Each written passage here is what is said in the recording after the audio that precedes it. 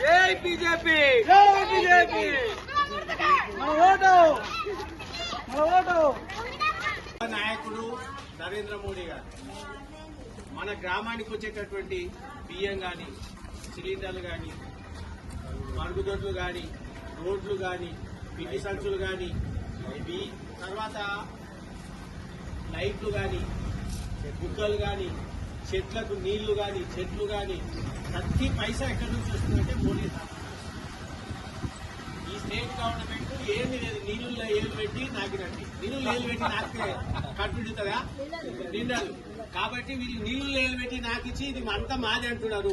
కాబట్టి నరేంద్ర మోడీ పంపించే డబ్బులతోటే గ్రామాలన్నీ అభివృద్ధి చెందుతున్నాయి. కాబట్టి నరేంద్ర మోడీ గారి అభ్యర్థి మన గుర్తు ఇక్కడ ఉంగరం గుర్తు.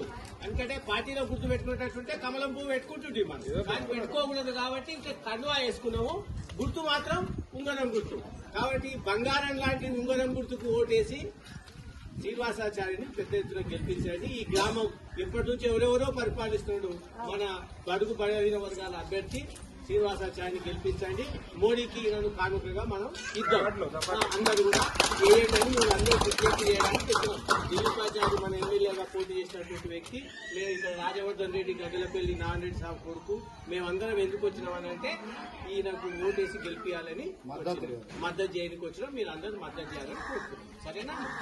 భారత్ మాతాకి జై, జై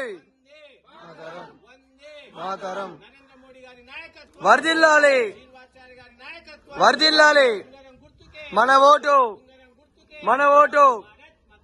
జై మాతరం, మాతరం. మన ఓటు, మన ఓటు.